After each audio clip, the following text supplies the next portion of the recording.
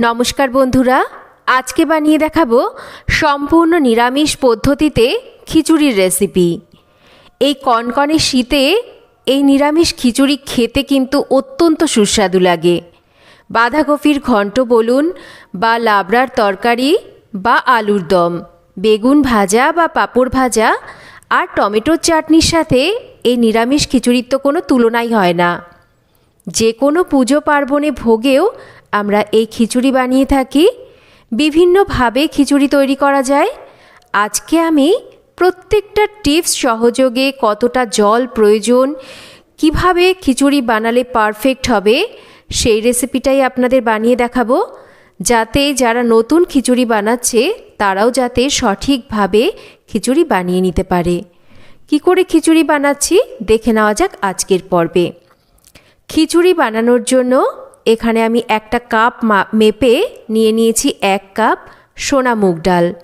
প্রথমে কড়াইটাকে ভালো করে গরম করে নিয়েছি। তারপর ডালটাকে কড়াইতে ঢেলে হালকা করে 3 থেকে 4 মিনিট সময় ধরে ডালটাকে একটু ভেজে নেব।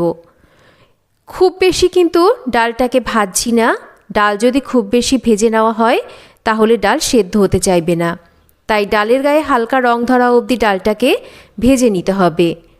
ডাল হালকা করে ভেজে নিয়েছি।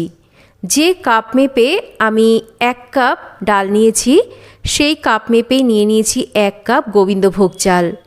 চাল আর ডালের পরিমাণ সমান ব্যবহার করলে খিচুড়ির স্বাদ ভালো আসে। এবার চালটাকেও ডালের সাথে মিনিট খানেক একটু ভেজে নিচ্ছি। চাল আর ডাল আমি ভেজে নিয়েছি। এবার এই ভেজে নেওয়া চাল আর ডালকে একটা পাত্রের মধ্যে ঢেলে নেব। এবার এই চাল আর ডালটাকে আমি একটু ভালো করে ধুয়ে নেব। ডালের সাথে চালটাকে হালকা করে যদি একটু আমরা ভেজে নিই তাহলে কিন্তু এই নিরামিষ খিচুড়ির স্বাদ আর সুগন্ধ অনেক বেড়ে যায়।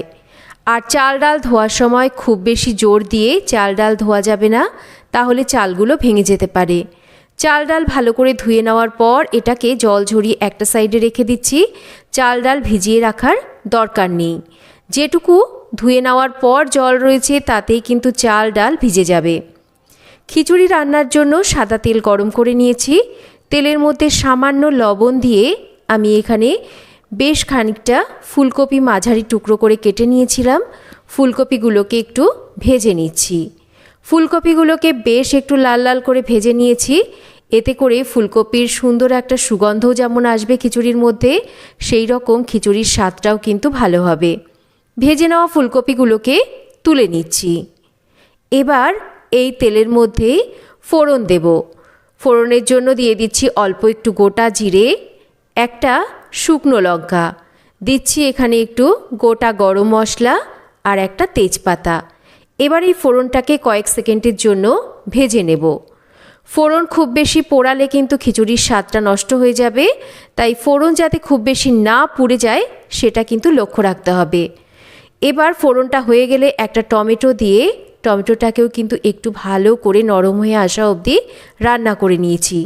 দিয়ে দিচ্ছি এখানে আদা বাটা, তার সাথেই 1/2 চামচের থেকেও কম দিচ্ছি জিরের গুঁড়ো, 1/2 চামচের থেকেও কম দিচ্ছি ধনের গুঁড়ো, ঝালের জন্য লঙ্কার গুঁড়ো দিচ্ছি, আর দিচ্ছি এখানে 1/2 চামচ হলুদ, অল্প একটু গরম জল আর তার সাথে বেশ খানিকটা মটরশুঁটি দিয়ে এবার ভালো করে মশলাকে কষিয়ে নিচ্ছি। মটরশুঁটি যেহেতু কাঁচা, তাই যাতে কাঁচা গন্ধটা না থাকে মশলার সাথে ভালো করে মটরশুঁটিটাকেও কষিয়ে নিয়েছি। মশলা মোটামুটি কষানো হলে ভেজে নেওয়া ফুলকপি, বেশ খানিকটা কিশমিশ আর কিছুটা বাদাম দিয়ে আমি এবার সমস্ত কিছুকে ভালো করে তেল ছেড়ে যাওয়া অবধি কষিয়ে নেব। খুব ভালো করে মশলাটাকে কিন্তু কষাতে হবে। মশলার কাঁচা গন্ধ থেকে গেলে কিন্তু খিচুড়ি খেতে ভালো লাগবে না। মশলা ভালো করে কষিয়ে নেওয়ার পর আগে থেকে ভালো করে ধুয়ে জল ঝরিয়ে রাখা চাল ডালটাকে দিয়ে এবার লো টু মিডিয়াম ফ্লেমে রেখে একটু সময় ধরে মশলার সাথে চাল ডালকেও কিন্তু আমরা একটু ভালো করে ভেজে নেব। চাল ডাল ভালো করে ভেজে নিয়েছি। যে কাপ মেপে চাল ডাল দিয়েছিলাম সেই কাপ মেপেই কিন্তু জল দেব। এখানে আমি 2 কাপ চাল ডাল নিয়েছি।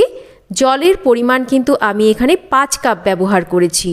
যেহেতু খিচুড়িটা বেশ একটু গাঢ় গাঢ় হবে, মানে একটু আটো আটো খিচুড়ি বানাচ্ছি, তাই জলের পরিমাণ কিন্তু এখানে 5 কাপ জল দিয়েছি। আর জলটা কিন্তু অবশ্যই ফুটন্ত গরম জল দিতে হবে, ঠান্ডা কাঁচা জল একদমই দেওয়া যাবে না, তাতে করে স্বাদ ভালো আসবে না, খিচুড়িটা পানসা হয়ে যাবে। স্বাদ মতন লবণ, 3টে চিড়ে নেওয়া কাঁচা লঙ্কা দিয়ে সব কিছুকে ভালো করে মিশিয়ে নেওয়ার পর একটা ঢাকা দিয়ে লো টু মিডিয়াম ফ্লেমে রেখে খিচুড়িটাকে রান্না করে নিয়েছি। 7-8 মিনিট পর ঢাকাটা সরিয়ে নিয়েছি। দেখুন খিচুড়ির জলটা কিন্তু বেশ টেনে এসেছে, আর খিচুড়ির চাল ডাল কিন্তু এগুলো মোটামুটি 90% মতন প্রায় সেদ্ধ হয়েই গেছে। এবার খিচুড়ির মধ্যে দিয়ে দেব স্বাদটাকে ব্যালেন্স করার জন্য স্বাদ মতন মিষ্টি, দিয়ে দেব একটু গরম মশলা গুঁড়ো, আর দিয়ে দেব ঘি। এবার সমস্ত কিছুকে ভালো করে একটু নাড়াচাড়া করে মিশিয়ে নেব। আমি আগেই বলেছি খিচুড়িটা কিন্তু আমি বেশ একটু আটো আটো করছি, মানে একটু গাঢ় গাঢ় করছি, সেই হিসাবেই কিন্তু আমি এখানে জলের পরিমাণটা আপনাদের বলেছি। সমস্ত কিছুকে মিশিয়ে নেওয়ার পর একটু ওপর থেকে এই রকম সমান করে দেব, আর একটা ঢাকা দিয়ে আমি একদম লো ফ্লেমে রেখে আরও 5 মিনিট রান্না করে নিয়েছি। 5 মিনিট পর দেখুন গ্যাসের ফ্লেম বন্ধ করে ঢাকাটাকে সরিয়ে দেখিয়ে দিচ্ছি, খিচুড়ি আমাদের কিন্তু পারফেক্টলি তৈরি হয়ে গেছে। আপনারা যদি মনে করেন খিচুড়িটা আরও পাতলা বানাবেন, জলের পরিমাণটা কিন্তু অবশ্যই আরও 1 থেকে 2 কাপ মতন বাড়িয়ে দেবেন।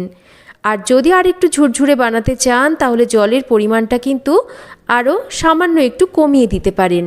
তবে আমি এই রকম খিচুড়ি বানিয়েছি, তার জন্য কিন্তু পারফেক্ট জলের মাপ আপনাদের বলে দিয়েছি। দেখুন খিচুড়িটা আমি সার্ভ করে দেখিয়ে দিচ্ছি। এই রকম ধোয়া ওঠা খিচুড়ি এই কনকনে শীতে খেতে কার না ভালো লাগে। তো কেমন লাগলো খিচুড়ির রেসিপি কমেন্ট করে জানাবেন, ভালো লাগলে লাইক শেয়ার করবেন, চ্যানেল সাবস্ক্রাইব